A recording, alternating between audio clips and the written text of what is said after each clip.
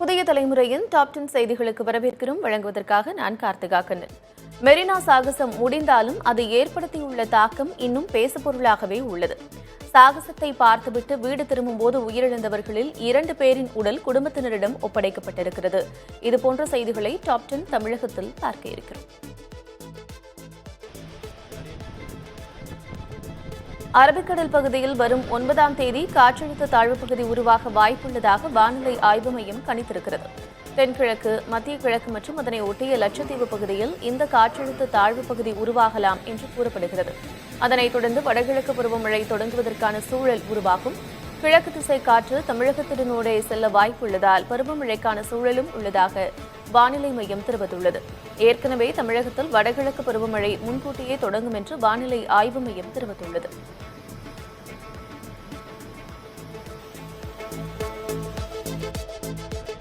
விமான சாகசத்தை தொடர்ந்து மெரினாவில் குவிந்திருந்த 18.5 டன் குப்பைகள் அகற்றப்பட்டதாக சென்னை மாநகராட்சி தெரிவித்துள்ளது.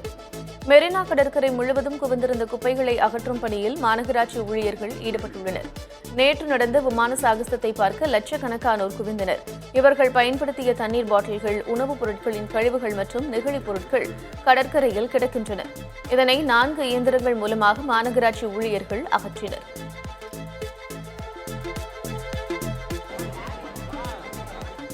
மெரினா விமான சாகச நிகழ்வையொட்டி சென்னை மெட்ரோ ரயிலில் நேற்று ஒரே நாளில் 4 லட்சத்திற்கும் அதிகமானோர் பயணித்துள்ளதாக தெரிவிக்கப்பட்டுள்ளது. வழக்கமான ஞாயிற்றுக்கிழமைகளில் 1.5 லட்சம் பேர் என்ற அளவில்தான் பயணிகள் மெட்ரோ ரயில்களை பயன்படுத்துவார்கள். ஆனால் விமான சாகசத்தையொட்டி 4 லட்சத்திற்கும் அதிகமானோர் நேற்று மெட்ரோ ரயிலை பயன்படுத்தியுள்ளனர். இதுவரை மெட்ரோ ரயிலில் ஒரே நாளில் செப்டம்பர் 6ஆம் தேதி 3,75,000 பேர் பயணம் செய்ததுதான் உச்சபட்ச அளவாக இருந்தது. தற்போது அந்த எண்ணிக்கையை நேற்று முறியடித்துள்ளதாக மெட்ரோ நிர்வாகம் தெரிவித்திருக்கிறது. விமான சாகசம் முடிந்தவுடன் மக்கள் கூட்டம் அலைமோதியதை கண்டதும் உடனடியாக சுதாரித்த மெட்ரோ நிர்வாகம் குறைந்த கால இடைவெளியில், அதாவது 3.5 நிமிடங்களுக்கு ஒரு மெட்ரோ ரயில் என்று தனது சேவையை மாற்றியது.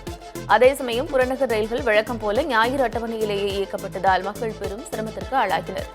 மெட்ரோ நிர்வாகத்தைப் போல சமயோஜிதமாக யோசித்து ரயில்வே நிர்வாகமும் மாநகர போக்குவரத்து கழகமும் செயல்பட்டிருந்தால் கூட்ட நெரிசலை ஓரளவு கட்டுப்படுத்தி இருக்க முடியும் என்று மக்கள் ஆதங்கப்படுகிறார்கள்.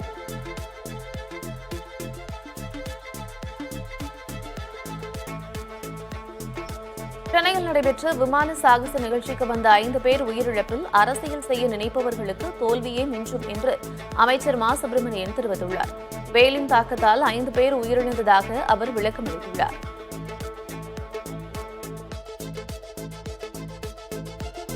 இத்தகைய ஆற்றல் உள்ள விமான சேவை இந்தியாவில் இருக்கிறது என்பதை உலகுக்கு உணர்த்துகிற வகையிலான ஒரு அற்புதமான நிகழ்ச்சி. இதுல இந்த இறப்பு உண்மையிலேயே வருத்தத்திற்குரிய ஒன்றுதான். இது யாரும் எதிர்பார்த்து நடக்கிறது இல்லை. இதுக்கு எல்லாருமே அனுதாபம் தெரிவிக்கிறோம், எல்லாருமே வருத்தம் தெரிவிக்கிறோம். இதுல யாரும் அரசியல் மட்டும் பண்ணக்கூடாது. இது அரசியல் பண்ணணும்னு நினைச்சாங்கன்னா ஃபெயிலியர் ஆயிடுவாங்க. இந்த 5 பேருடைய இறப்பு என்பது உண்மையில் வருத்தத்திற்குரியது. அதுவும் கூட இந்த வெயில், இது எல்லாமே வெயில் தாக்கம், இது ஹீட் ரிலேட்டடான ஒரு மரணங்கள். இந்த 5 பேருமே பிராட் டெட் என்று சொல்லக்கூடிய வகையில் இறந்துதான் மருத்துவமனைகளுக்கு வந்திருக்கிறார்கள். மருத்துவமனையில் சிகிச்சை பலனின்றி யாரும் இறந்து போல, இறந்த பிறகு மருத்துவமனைகளுக்கு கொண்டு வரப்பட்டிருக்கிறார்கள் 5 பேர். இதுல இது ஒரு வருந்தத்தக்க நிகழ்வு. இதுல எந்த இதுவும் இல்லை. இப்ப வேணுன்னே ஒரு பொது நிகழ்ச்சி நடத்தி அதுல கூட்ட நெரிசல் தாங்காம இறந்து போனவங்களா இருக்காங்க. இதுல யாரும் கூட்ட நெரிசல்லாம் இல்லை. இது எல்லாமே வெயில் தாக்கம், ஹீட் ரிலேட்டட் தான். மெரினாவில் நிகழ்ந்த விமான சாகச நிகழ்ச்சியின் போது உயிரிழப்பு ஏற்பட்டதற்கு முதலமைச்சரை பொறுப்பேற்க வேண்டும் என்று எதிர்க்கட்சித் தலைவர் எடப்பாடி பழனிசாமி தெரிவித்துள்ளார். பாதுகாப்பு ஏற்பாடுகள், மக்களுக்கு தேவையான குடிநீர் வசதிகள், அடிப்படை வசதிகளை செய்து கொடுக்க வேண்டியது அரசினுடைய கடமை. ஆனால் முதலமைச்சர் அறிவிப்பை வெளியிட்டுவிட்டு அந்த அறிவிப்பை நம்பி வந்த மக்களுக்கு துன்பம் தான் நேர்ந்தது. அவர் எதைத்தான் அரசியலாக்க வேணாங்கிறாரு. அப்பெல்லாம் என்னென்னலாம் பேசினாரு சொல்லுங்க பார்க்கலாம். அதாவது இதையெல்லாம் தெரியுமில்ல ஒரு அரசாங்கத்திற்கு. ஒரு அரசாங்கம் என்று சொன்னால் மக்களை பாதுகாக்க வேண்டும். அதான் அரசாங்கத்துடைய கடமை. இன்றைக்கு உளவுத்துறை எதற்காக இருக்கின்றது? அந்த உளவுத்துறையின் மூலமாக எவ்வளவு பேர் அந்த சாகச நிகழ்ச்சி காண வருவார்கள் என்று தகவலை பெற்று அதற்கு தேவையான ஏற்பாடு செய்வது அரசுடைய கடமை. அதை செய்ய தவறியது அரசு. இதற்கு முழு பொறுப்பு ஸ்டாலின் தான் ஏற்கப்பட வேண்டும். ஏனென்றால் இவர்தான் அழைப்பு விட்டார்.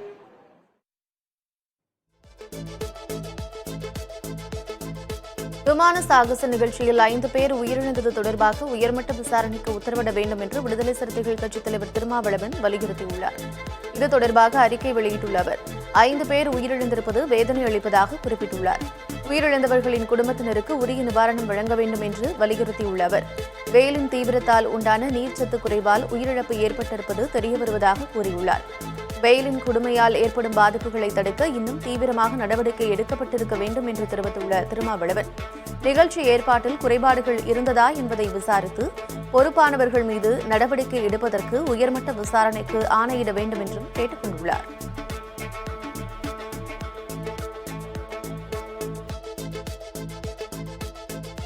காவல்துறை சார்பில் கட்டப்பட்ட புதிய கட்டடங்களை முதலமைச்சர் மு க ஸ்டாலின் திறந்து வைத்தார். சுமார் 56 கோடி ரூபாய் மதிப்பில் கட்டப்பட்ட 169 காவலர் குடியிருப்புகளை சென்னை தலைமைச் செயலகத்திலிருந்து காணொலி மூலமாக முதலமைச்சர் திறந்து வைத்தார். 2 காவல் நிலையங்கள், 2 காவல்துறை கட்டடங்களும் திறக்கப்பட்டுள்ளன. தீயணைப்பு மீட்புப் பணிகள் துறை சார்பில் சுமார் 18 கோடி ரூபாய் மதிப்பில் கட்டடங்கள் திறக்கப்பட்டுள்ளன. இதேபோல தடய அறிவியல் துறை சார்பில் 3 கோடியே 75 லட்சம் ரூபாய் மதிப்பில் கட்டப்பட்ட மரபணு ஆய்வக பிரிவு கட்டிடத்தை முதலமைச்சர் திறந்து வைத்தார்.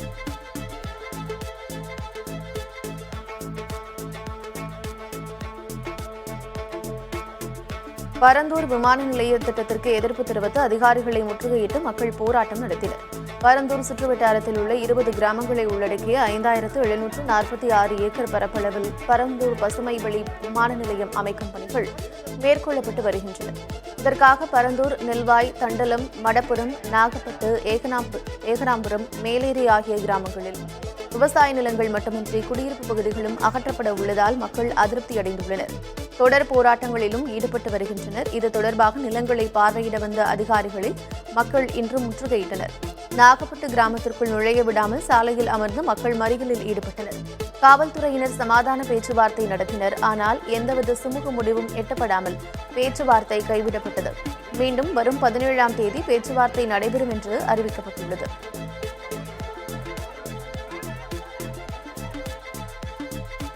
சென்னை பட்டணப்பாக்கம் லூப் சாலையில் உள்ள மீன் அங்காடி இன்று முதல் பயன்பாட்டிற்கு வந்துள்ள நிலையில் சாலையோரம் இருந்த மீன் கடைகளை அகற்றும் பணியில் மாநகராட்சி ஊழியர்கள் ஈடுபட்டுள்ளனர். லூப் சாலையோரம் 100க்கும் மேற்பட்டோர் மீன் வியாபாரம் செய்து வந்தனர். அவர்களுக்காக அதே பகுதியில் நவீன மீன் அங்காடி அமைக்கப்பட்டுள்ளது. இந்த அங்காடியை முதலமைச்சர் மு க ஸ்டாலின் கடந்த ஆகஸ்ட் மாதம் திறந்து வைத்தார். இங்குள்ள 366 கடைகளை ஒதுக்கும் பணி முடிவடைந்த நிலையில் இன்று முதல் பயன்பாட்டிற்கு வந்துள்ளது. இதன் காரணமாக சாலையோரம் இருந்த மீன் கடைகளை அகற்றும் பணி நடைபெற்று வருகிறது.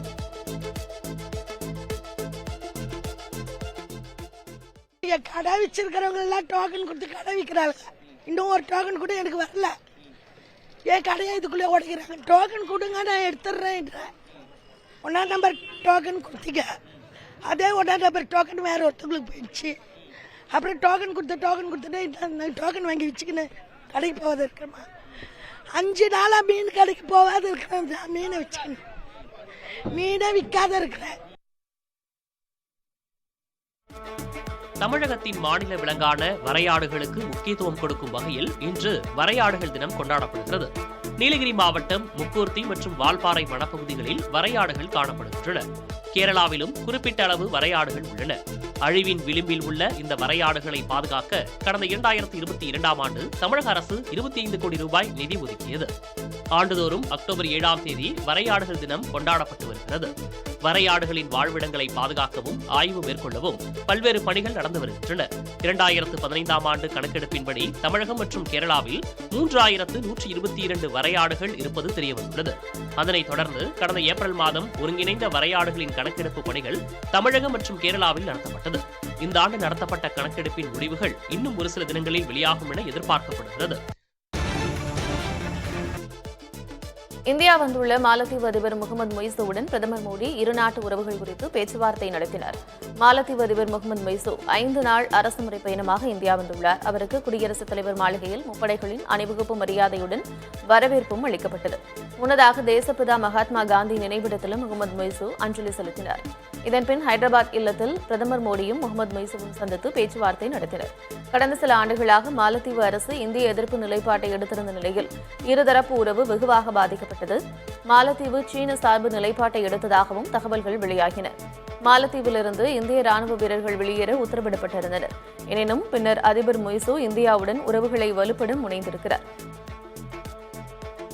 இந்தியாவின் பாதுகாப்புக்கு இடையூறாக இருக்கும் எந்த செயலையும் செய்ய மாட்டோம் என்றும் முகமது மொய்சு உறுதியளித்துள்ளார்.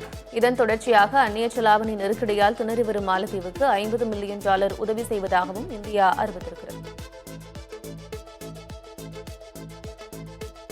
ஹரியானா மற்றும் ஜம்மு காஷ்மீர் மாநில சட்டப்பேரவை தேர்தல் முடிவடைந்திருக்கும் நிலையில் பதிவான வாக்குகள் நாளை எண்ணப்படுகின்றன.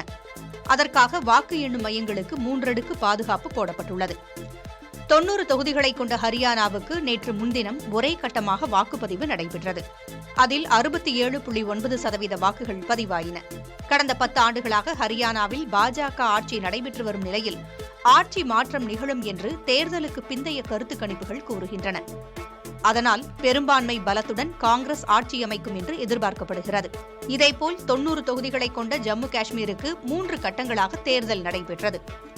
அதில் 63.88% வாக்குகள் பதிவாகின.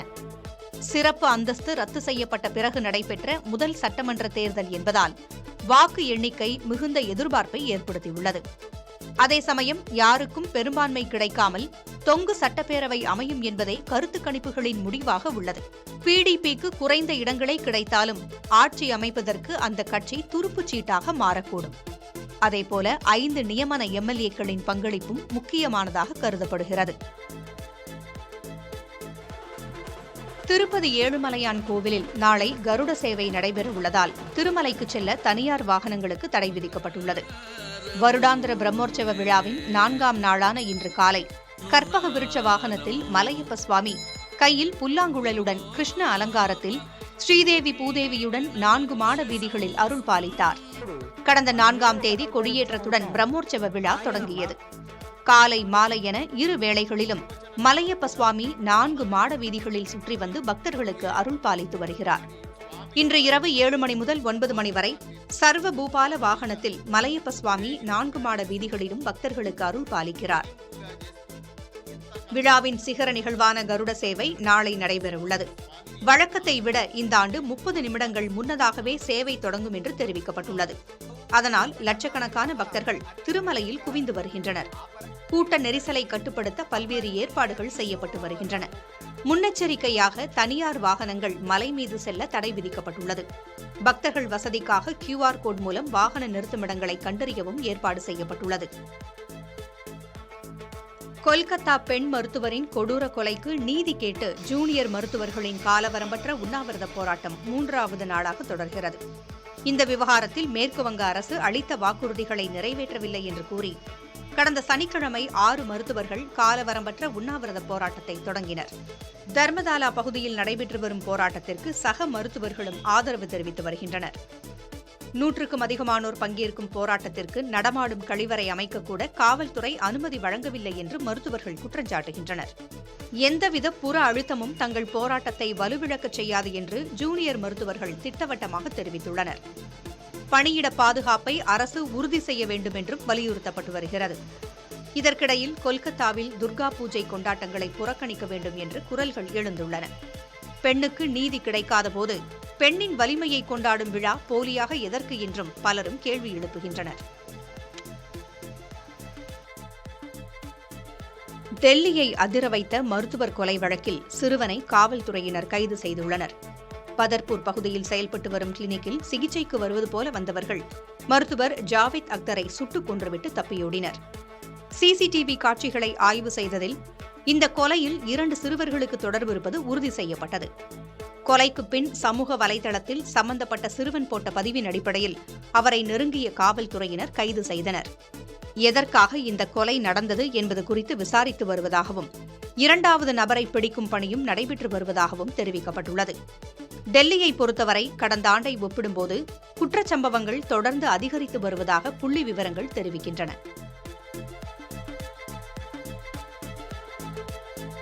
நக்சல் பாதிப்புள்ள மாநிலங்களின் முதலமைச்சர்களுடன் உள்துறை அமைச்சர் அமித்ஷா ஆலோசனை நடத்தினார்.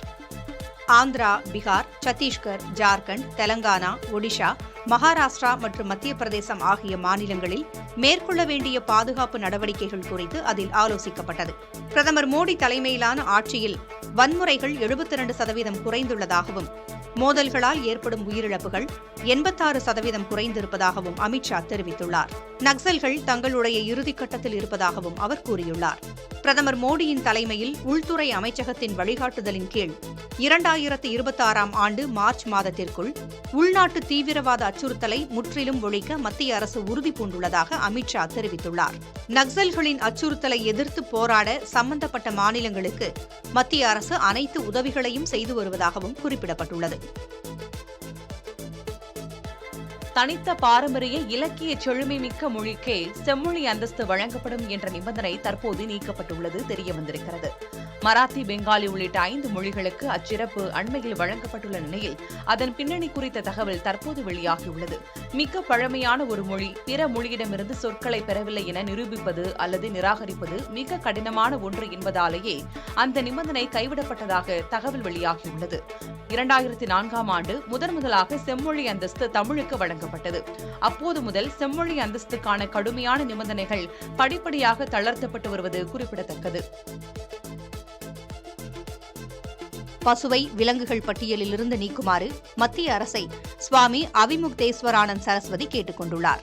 உத்தராகண்டில் உள்ள ஜோதிர்மட பீட சங்கராச்சாரியாரான அவிமுக்தேஸ்வரானந்த சரஸ்வதி ஒடிஷா மாநிலத்தில் சுற்றுப்பயணம் மேற்கொண்டுள்ளார். புவனேஸ்வரில் லிங்கராஜ் கோவிலில் வழிபட்ட அவர் பசுவை விலங்குகள் பட்டியலிலிருந்து நீக்க கேட்டுக் கொண்டார். இந்திய கலாச்சாரத்தின் ஒரு அங்கம் என்றும் தெய்வமாகவும் தாயாகவும் பசுவை மக்கள் கருதுவதாகவும், எனவே விலங்குகள் பட்டியலில் அது இருப்பது சரியில்லை என்றும் தெரிவித்தார்.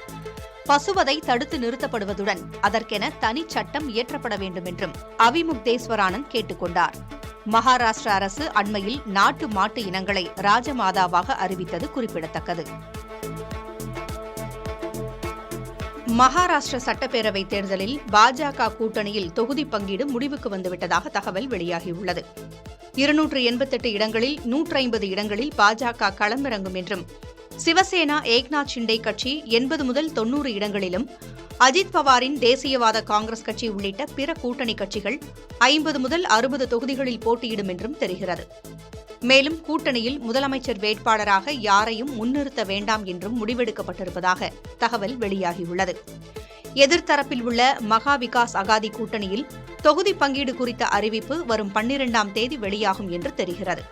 காங்கிரஸ் 110 முதல் 115 இடங்களில் போட்டியிட திட்டமிட்டுள்ளது. சிவசேனா உத்தவ் தாக்கரே பிரிவு 90 முதல் 95 இடங்களை கேட்பதாக கூறப்படுகிறது. சரத்பவாரின் தேசியவாத காங்கிரஸ் 80 முதல் 85 இடங்களை கேட்பதாக தெரிகிறது. சுமார் 4000 ஆண்டுகளுக்கு முன்பு குஜராத் பகுதியில் இருந்த ஹரப்பா நாகரிகத்தில் மக்கள் உணவு வகைகளை வேக வைத்தும் வறுத்தும் உண்ணும் வழக்கத்தை கடைபிடித்தது ஆய்வில் தெரியவந்துள்ளது. காந்திநகர் ஐஐடி, கேரள பல்கலைக்கழகம் மற்றும் வடக்கு கரோலினா பல்கலைக்கழகங்கள் இணைந்து நடத்திய ஆய்வில் இது தெரியவந்துள்ளது. ஹரப்பா பகுதியில் அகழ்ந்தெடுக்கப்பட்ட பானைகளில் ஒட்டியிருந்த உணவு எச்சங்களை ஆராய்ந்ததில் அவற்றின் தன்மை கண்டறியப்பட்டுள்ளது. சைவம் மற்றும் அசைவ உணவு வகைகளை ஹரப்பா பகுதி மக்கள் உண்டனர் என்றும், இருவகை உணவுகளை கையாள வெவ்வேறு பாத்திரங்களை பயன்படுத்தினர் என்றும் ஆய்வுகளில் தெரியவந்துள்ளது. கடல் மீன்கள், உள்நாட்டு நீர்நிலை மீன்கள் என இருவகை மீன்களையும் அவர்கள் உண்டனர் என்றும், மீன்கள் போன்ற அழுகும் உணவுப் பொருட்களை பாதுகாத்து வைக்க சிறப்பான நடைமுறைகளை கையாண்டனர் என்றும் ஆய்வுகளில் தெரியவந்துள்ளது. ஐரோப்பிய சந்தையில் களமிறங்க தயாராகும் அமுல், இன்றைய தங்கம் விலை நிலவரம் உள்ளிட்ட வணிகம் சார்பான செய்திகளை டாப் 10 பார்க்கலாம். டாடா குழுமத்தின் முன்னாள் தலைவர் ரத்தன் டாடா மும்பையில் உள்ள மருத்துவமனையில் அனுமதிக்கப்பட்டுள்ளதாக வெளியான தகவலை மறுத்திருக்கிறார்.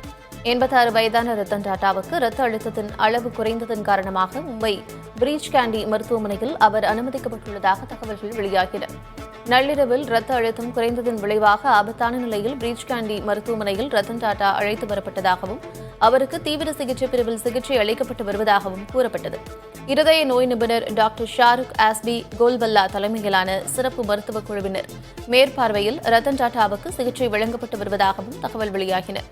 இளம் தொழில்துறையினர் மத்தியில் கவலையை ஏற்படுத்திய இந்த செய்தியை மறுத்துள்ள ரத்தன் டாடா வயது முதிர்வின் காரணமாக தனக்கு வழக்கமான மருத்துவ பரிசோதனை செய்யப்பட்டதாக எக்ஸ் பக்கத்தில் பதிவிட்டிருக்கிறார். மாற்று எரிசக்தி துறை கவனம் செலுத்தி வரும் இந்தியாவில் புதிதாக வீட்டு உபயோக சமையல் எரிவாயுவில் கிரீன் ஹைட்ரஜன் கலந்து விநியோகிக்கும் திட்டத்தில் கால் பதித்திருக்கிறது அதானி குழுமம். குஜராத் மாநிலம் அகமதாபாத்தில் உள்ள வீடுகளுக்கு குழாய்கள் மூலம் விநியோகிக்கும் சமையல் எரிவாயுவில் பசுமை ஹைட்ரஜனையும் கலந்து அனுப்பும் பணியை தொடங்கியுள்ளதாக அதானி நிறுவனம் கூறியுள்ளது. இயற்கை எரிவாயுவில் பசுமை ஹைட்ரஜனை கலப்பதன் மூலம் புகையில்லா எரிபொருளை வழங்க முடியும் என்றும் இதனால் சுற்றுச்சூழல் மாசுபடுவதை தடுக்க முடியும் எனவும் அதானி குழுமம் தெரிவித்துள்ளது. தற்போது அகமதாபாத்தில் 4000 வீடுகள் மற்றும் வர்த்தக மையங்களுக்கு கிரீன் ஹைட்ரஜன் கலந்த எரிவாயு விநியோகிக்கப்படுவதாக தெரிவிக்கப்பட்டுள்ளது. இதற்காக அதானி டோட்டல் கேஸ் நிறுவனம் பிரெஞ்சு நிறுவனமான டோட்டல் எனர்ஜி நிறுவனத்துடன் கைகோர்த்துள்ளதாக தெரிவிக்கப்பட்டுள்ளது.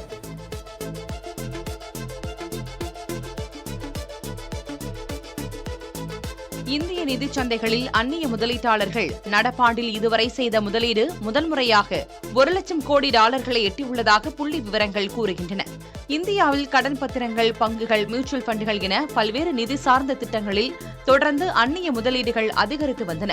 இந்நிலையில் ஆண்டு தொடக்கத்திலிருந்து இதுவரையிலான காலங்களில் அந்நிய முதலீட்டாளர்களின் பங்களிப்பு 26.7% உயர்ந்துள்ளது. 2017ஆம் ஆண்டுக்கு பிறகு நடப்பாண்டில் அந்நிய முதலீட்டாளர்கள் இந்திய நிதிச் சந்தைகளில் அதிகளவு முதலீடுகளை செய்துள்ளதாக புள்ளி விவரங்கள் கூறுகின்றன.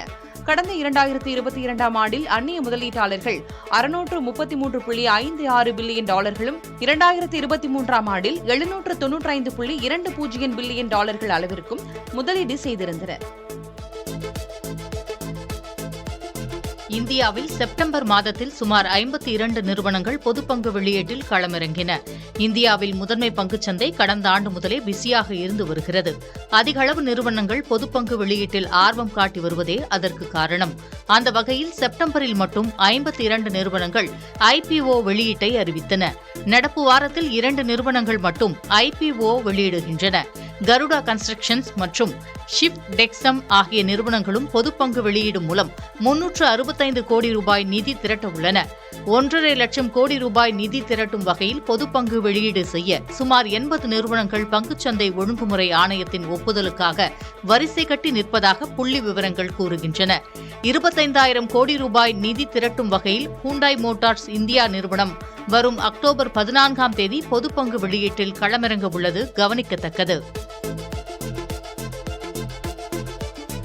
ஐரோப்பிய சந்தைகளுக்குள் களமிறங்க தயாராக இருப்பதாக அமுல் நிறுவனம் கூறியுள்ளது. குஜராத்தை தலைமையிடமாக கொண்டு செயல்படும் அமுல் நிறுவனம் ஆண்டுக்கு 80,000 கோடி மதிப்பில் 1,100 கோடி லிட்டர் பால் உற்பத்தி செய்து பால் மற்றும் பால் பொருட்களை சந்தைப்படுத்தி வருகிறது. இந்நிலையில் அமெரிக்காவில் தங்கள் தயாரிப்புகளுக்கு நல்ல வரவேற்பு கிடைத்திருப்பதாக அமுல் நிறுவனத்தின் மார்க்கெட்டிங் பிரிவு நிர்வாக இயக்குநர் ஜெயன் மேத்தா தெரிவித்துள்ளார். இந்நிலையில் ஐரோப்பிய சந்தைக்குள் நுழைய அமுல் நிறுவனம் தயாராக இருப்பதாகவும் அவர் கூறியுள்ளார். உலக அளவில் அதிகளவு பால் உற்பத்தி செய்யும் நாடுகளில் இந்தியா முதலிடத்தில் இருப்பதாகவும் சர்வதேச நாடுகளின் பால் தேவையில் இந்தியா 1/3 பங்கு பங்களிப்பை வழங்குவதாகவும் அவர் கூறியுள்ளார். முன்னதாக உலகின் வலிமையான உணவு மற்றும் பால் பொருட்களுக்கான பிராண்டுகளின் பட்டியலில் இந்தியாவின் அமுல் நிறுவனம் முதலிடத்தை பிடித்துள்ளதாக தனியார் ஆய்வு நிறுவனமான பிராண்ட் ஃபைனான்ஸ் சென்ற ஆகஸ்ட் மாதத்தில் ஆய்வறிக்கையை வெளியிட்டிருந்தது.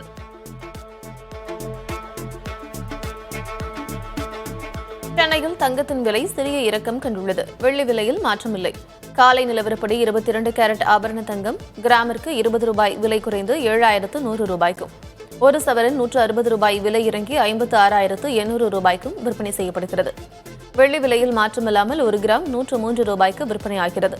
ஈரான் இஸ்ரேல் போர் காரணமாக சென்ற அக்டோபர் 4ஆம் தேதி தங்கம் புதிய உச்சமாக ஒரு சவரன் ₹56,960க்கும், வெள்ளி 1 கிராம் ₹103க்கும் விற்பனையானது கவனிக்கத்தக்கது.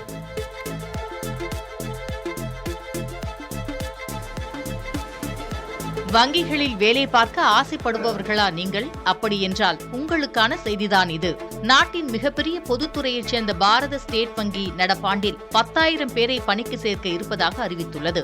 வாடிக்கையாளர்களுக்கு சிறந்த வகையில் சேவை செய்வதற்காக அதிநவீன தொழில்நுட்பங்களில் கவனம் செலுத்தி வருவதாக தெரிவித்துள்ள பாரத ஸ்டேட் வங்கி டிஜிட்டல் சேவைகளை வலுப்படுத்தி வருவதாக கூறியுள்ளது. எனவே ஊழியர்களின் எண்ணிக்கையை அதிகப்படுத்த திட்டமிட்டுள்ளதாகவும் தொழில்நுட்ப பணிகளுக்கு 1,500 பேரை சேர்க்க இருப்பதாக சமீபத்தில் அறிவித்ததையும் அந்த வங்கியின் தலைவர் CS ஷெட்டி சுட்டிக்காட்டியுள்ளார். நடப்பு நிதியாண்டில் பொது சேவைகள் மற்றும் தொழில்நுட்ப பணிகளுக்கு 8,000 முதல் 10,000 பேரை நியமனம் செய்ய இருப்பதாகவும் அவர் கூறியுள்ளார். முன்னதாக சென்ற மார்ச் மாதம் வரை 2,32,296 பேர் பாரத ஸ்டேட் வங்கியில் பணிபுரிவதாக தெரிவிக்கப்பட்டுள்ளது. இந்திய பங்குச்சந்தைகளில் அக்டோபர் மாதத்தில் அந்நிய முதலீட்டாளர்கள் 27,142 கோடி ரூபாய் மதிப்பில் பங்குகளை விற்றுள்ளதாக புள்ளி விவரங்கள் கூறுகின்றன. அக்டோபர் மாதம் தொடங்கிய பிறகு 3 வர்த்தக நாட்களில் இவ்வளவு பெரிய தொகை மதிப்பிலான அந்நிய முதலீட்டாளர்கள் பங்குகளை விற்றுள்ளனர். முன்னதாக நடப்பாண்டில் அதிக அளவாக செப்டம்பரில் 57,724 கோடி ரூபாய் மதிப்பில் பங்கு சந்தைகளுக்குள் அந்நிய முதலீடுகள் வந்திருந்தன. இஸ்ரேல் ஈரான் போரே பங்குச்சந்தைகளில் இருந்து அந்நிய முதலீடுகள் வெளியேற முக்கிய காரணமாக அமைந்துள்ளது. இது தவிர சீனாவின் ஊக்க சலுகைகள் அறிவிக்கப்பட்டதிலிருந்து அந்நாட்டு பங்குச்சந்தைக்கு முதலீடுகள் திரும்புவதும் கச்சா எண்ணெய் விலையேற்றமும் இந்திய பங்குச்சந்தைகளில் இருந்து முதலீடுகள் வெளியேற காரணமாக கூறப்படுகிறது. உலகில் எங்காவது ஒரு மூலையில் போர் நடந்தாலும் மற்ற நாடுகளிலும் பாதிப்பு ஏற்படத்தான் செய்கிறது. அந்த வகையில் ஈரான் இஸ்ரேல் போர் காரணமாக இந்தியாவிலிருந்து மற்ற நாடுகளுக்கு செல்லும் சுமார் 100க்கும் மேற்பட்ட விமானங்கள் மாற்று வழித்தடங்களை நாடும் நிலை ஏற்பட்டுள்ளது. போர் காரணமாக ஈரான் தன் வான்எல்லையை மூடியுள்ளதாக அறிவித்துள்ளது. இதன் காரணமாக மும்பையிலிருந்து ஈரான் வான்வழியாக லண்டன், இஸ்தான்புல், பாரிஸ் உள்ளிட்ட இடங்களுக்கு செல்லும் விமானங்கள் தங்களின் போக்குவரத்து வழித்தடத்தை மாற்றிக்கொள்ளும் சூழலுக்கு தள்ளப்பட்டுள்ளன. குறிப்பாக இண்டிகோவின் 14 விமானங்கள், ஏர் இந்தியாவின் 28 விமானங்கள், விஸ்தாராவின் 14 விமானங்களும் மாற்று வழித்தடம் வழியாக செல்லும் நிலை ஏற்பட்டுள்ளது. அதேபோல Lufthansa, British Airways, Air France ஆகிய நிறுவனங்களின் விமானங்களும் மாற்றுப்பாதையில் செல்லும் நிலை ஏற்பட்டுள்ளது. இதனால் விமான பயண நேரமும் சுமார் அரை மணி நேரம் வரை அதிகரித்துள்ளது. மத்திய கிழக்கு நாடுகளில் பதற்றம் காரணமாக சர்வதேச சந்தையில் கச்சா எண்ணெய் விலை ஒரு வாரத்தில் சுமார் 10 விழுக்காடு உயர்ந்துள்ளது. 2023ஆம் ஆண்டு ஜனவரி மாதத்திற்கு பிறகு கடந்த வாரத்தில்தான் இவ்வளவு அதிகமாக உயர்ந்திருப்பதாக புள்ளி விவரங்கள் கூறுகின்றன. இஸ்ரேல் மீது ஈரான் நூற்றுக்கணக்கான ஏவுகணைகளை தாக்கிய நிலையில் மேற்காசிய நாடுகளில் பதற்றம் நிலவி வருகின்றது. சர்வதேச அளவிலான கச்சா எண்ணெய் தேவையில் 1/3 பங்கை வழங்கி வரும் ஈரானின் கச்சா எண்ணெய் உற்பத்தி செய்யும் இடங்களில் இஸ்ரேல் தாக்குதல் நடத்தக்கூடுமோ என்ற அச்சம் எழுந்ததும் அதன் விலை கணிசமாக உயர காரணமாக கூறப்படுகிறது.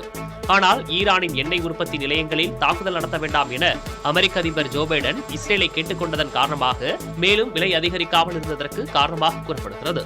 இந்நிலையில் சர்வதேச சந்தையில் பிரெண்ட் கச்சா எண்ணெய் விலை சிறிய இறக்கத்துடன் ஒரு பீப்பாய் $77.74 வர்த்தகமாகியது. ரஜினிகாந்த் மணிரத்னம் கூட்டணியில் உருவாகிறது புதிய படம் போன்ற டாப் 10 சினிமா செய்திகளை பார்க்கலாம்.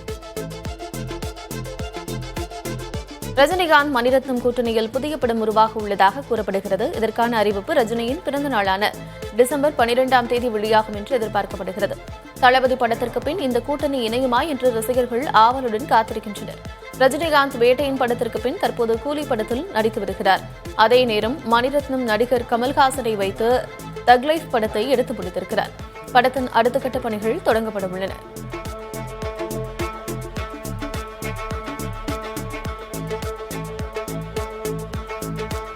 படம் வெளியான 10 நாட்களில் 466 கோடி ரூபாய்க்கும் அதிகமாக வசூலித்துள்ளதாக படக்குழுவினர் அறிவித்துள்ளனர்.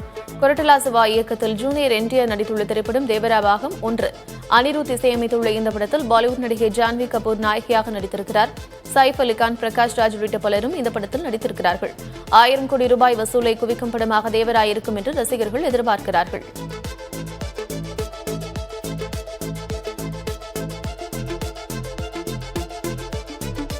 கணவர் அஜித்துடன் எடுத்த வீடியோவை ஷாலினி தனது சமூக வலைதள பக்கத்தில் வெளியிட்டுள்ள நிலையில் அது தற்போது வைரலாகி வருகிறது.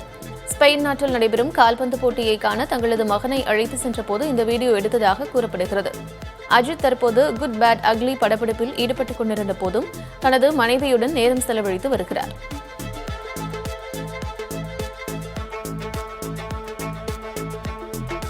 பிக் பாஸ் சீசன் 8 நிகழ்ச்சி கோலாகலமாக தொடங்கியது. இதுவரை 7 சீசன்களை நடிகர் கமல்ஹாசன் தொகுத்து வழங்கிய நிலையில் நடப்பு சீசனை நடிகர் விஜய் சேதுபதி தொகுத்து வழங்குகிறார். 100 நாட்கள் நடைபெறும் இந்த போட்டியில் முதல் நாளான நேற்று போட்டியாளர்கள் அறிமுகம் செய்யப்பட்டு பிக் பாஸ் வீட்டிற்குள் அனுப்பி வைக்கப்பட்டனர்.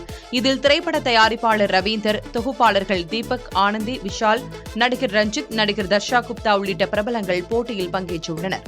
கடந்த 7 சீசன்களைப் போல் இந்த சீசனும் சுவாரஸ்யமாக இருக்குமா என்று ரசிகர்கள் எதிர்நோக்கி காத்திருக்கின்றனர். ரஷ்யாவில் நடைபெற்ற கினோ பிராவோ சர்வதேச திரைப்பட விழாவில் மஞ்சுமெல் பாய்ஸ் திரைப்படம் சிறந்த இசைக்கான விருது பெற்றிருக்கிறது. அக்டோபர் 4ஆம் தேதி வரை நடைபெற்ற இந்த விழாவில் அக்டோபர் 1ஆம் தேதி இந்த படம் திரையிடப்பட்டது. அப்போது படத்திற்கு அரங்கம் நிறைந்த பாராட்டுகள் கிடைத்தது. இந்த சர்வதேச திரைப்பட விழாவில் திரையிடப்படும் முதல் மலையாள படம் என்ற பெருமையையும் மஞ்சுமெல் பாய்ஸ் படம் பெற்றிருக்கிறது. மலையாளத்தில் கடந்த பிப்ரவரி மாதம் வெளியாகி மிகப்பெரிய ஹிட் கொடுத்த படம் மஞ்சுமெல் பாய்ஸ். இந்த படம் உலகளவில் 240 கோடி ரூபாய்க்கும் அதிகமாக வசூலித்தது. கமல் நடிப்பில் வெளியான குணா படத்தின் நினைவுகளை இந்த படம் தந்ததால் தமிழிலும் பெரிதாக கொண்டாடப்பட்டது.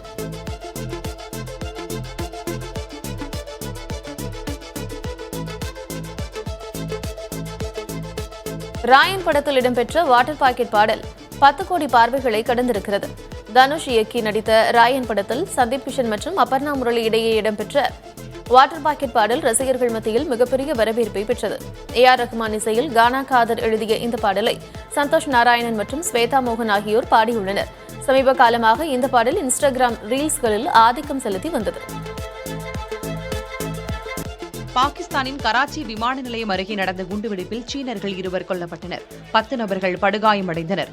இது பயங்கரவாத தாக்குதல் என பலூச்சிஸ்தான் விடுதலை படை அறிவித்திருக்கிறது. வெடிகுண்டுகள் நிரம்பிய லாரியை சீனர்கள் அருகில் இருக்கும் பகுதிக்கு ஓட்டிச் சென்று தாக்குதல் நடத்தியதாக பலூச்சிஸ்தான் விடுதலை அமைப்பு தெரிவித்திருக்கிறது. எனினும் இந்த தாக்குதல் எவ்வாறு நடந்தது என்பது குறித்து விசாரித்து வருவதாக பாகிஸ்தான் காவல்துறை தெரிவித்திருக்கிறது. இதற்கிடையே இந்த தாக்குதலுக்கு கண்டனம் தெரிவித்துள்ள சீன அரசு பாகிஸ்தானில் உள்ள தங்கள் குடிமக்களுக்கு உரிய பாதுகாப்பு வழங்கப்பட வேண்டும் என வலியுறுத்தியுள்ளது. கடந்த மார்ச் மாதத்திலும் பாகிஸ்தானில் உள்ள சீனர்களை குறிவைத்து நடத்தப்பட்ட தாக்குதலில் 5 நபர்கள் கொல்லப்பட்டனர்.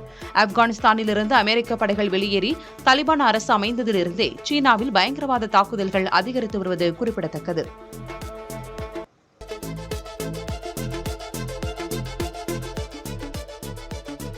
ஹமாஸ் தாக்குதலின் ஓராண்டு நிறைவு தினத்தையொட்டி மீண்டும் இஸ்ரேல் மீது ஏவுகணை தாக்குதல் நடத்தப்பட்டுள்ளது. பாலஸ்தீனத்தை ஆக்கிரமித்ததாக இஸ்ரேலுடன் மோதலில் ஈடுபட்டு வரும் ஹமாஸ் கடந்த ஆண்டு இதே நாளில்தான் மிகப்பெரிய தாக்குதலை நடத்தியது. ஓராண்டு ஆகியும் இஸ்ரேல் ஹமாஸ் இடையிலான மோதல் நிறைவுக்கு வரவில்லை. அண்டை நாடான லெபனான், ஈரான் வரை மோதல் விரிவடைந்திருக்கிறது. இந்த சூழலில் வடக்கு காசாவிலிருந்து ஆஸ்திரேலிய பகுதிகள் மீது ஹமாஸ் ஏவுகணை தாக்குதல் நடத்தியுள்ளது. லெபனானில் நடைபெற்று வரும் தாக்குதலுக்கு பதிலாக இஸ்ரேலின் 3வது பெரிய நகரமான ஹைஃபாவை ஹெஸ்புல்லாவின் ஏவுகணை தாக்கியிருக்கிறது. ஹைஃபாவின் தெற்கே உள்ள ராணுவ தளத்தை குறிவைத்து ஃபாதி 1 ஏவுகணைகளை தாக்கியதாக தெரிவிக்கப்பட்டுள்ளது.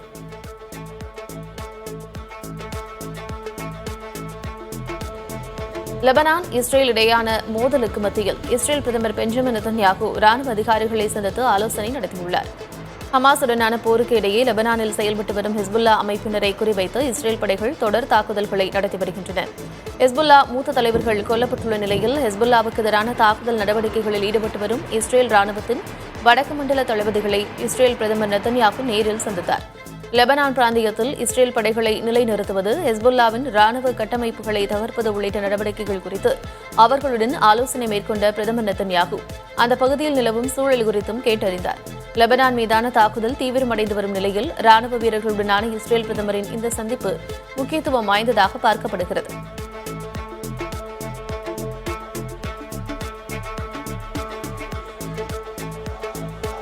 இஸ்ரேல் ஹமாஸ் இடையிலான போர் தொடங்கி ஓராண்டு நிறைவடைந்துள்ள நிலையில் பல்வேறு நாடுகளில் இஸ்ரேலுக்கு எதிராக பொதுமக்கள் போராட்டங்களில் ஈடுபட்டனர். துருக்கியில் நடைபெற்ற போராட்டத்தின் போது இஸ்ரேல் அரசுக்கு எதிராகவும் பாலஸ்தீனத்திற்கு ஆதரவாகவும் முழக்கமிட்டபடி போராட்டக்காரர்கள் பேரணியாக சென்றனர். தலைநகர் இஸ்தான்புல்லில் நடைபெற்ற இந்த பேரணியில் துருக்கி மற்றும் பாலஸ்தீன தேசிய கொடிகளை கையில் ஏந்தியபடி ஆயிரக்கணக்கான மக்கள் கலந்து கொண்டனர். ஸ்பெயின் நாட்டில் நடைபெற்ற பேரணியின் போது பாலஸ்தீனம் மற்றும் லெபனானுக்கு ஆதரவாக போராட்டக்காரர்கள் முழக்கமிட்டனர். பார்சிலோனா நகரில் நடைபெற்ற இந்த போராட்டத்தின் போது போர் நிறுத்த ஒப்பந்தம் செய்து ஹமாஸ் உடனான போரை நிறுத்த இஸ்ரேல் அரசு நடவடிக்கை எடுக்க வேண்டும் என வலியுறுத்தினர்.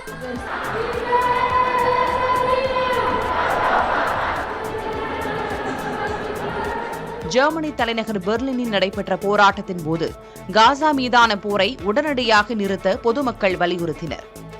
பாகிஸ்தானின் கராச்சி மாகாணத்தில் நடைபெற்ற போராட்டத்தில் ஆயிரக்கணக்கான மக்கள் கலந்து கொண்டு இஸ்ரேலுக்கு எதிராகவும் பாலஸ்தீனத்திற்கு ஆதரவாகவும் முழக்கமிட்டனர்.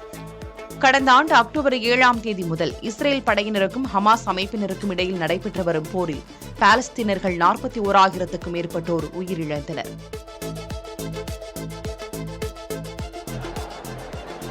ஸ்பெயினில் நடைபெற்ற மனித கோபுரம் அமைக்கும் போட்டியில் ஏராளமானோர் பங்கேற்று அசத்தினர். டரகோனாவில் உள்ள அரேனா ஸ்டேடியத்தில் 42 அணியினர் மனித கோபுரங்களை அமைத்தனர். உச்சியில் ஒற்றை நபர், இரட்டை நபர், 3 நபர் கோபுரங்கள் அமைக்கப்பட்டன. ஒவ்வொருவரும் தங்கள் முறைக்காக காத்திருந்து ஒருவர் மேல் ஒருவராக ஏறி கோபுரங்களை அமைத்தனர். யுனெஸ்கோவால் அங்கீகரிக்கப்பட்ட மனித கோபுரம் அமைக்கும் போட்டி 2 ஆண்டுக்கு ஒரு முறை நடத்தப்படுகிறது. இதில் வில்ஃப்ரெங்கா என்ற அணியினர் முதல் பரிசை தட்டிச் சென்றனர். இது பார்வையாளர்களை வெகுவாக கவர்ந்தது.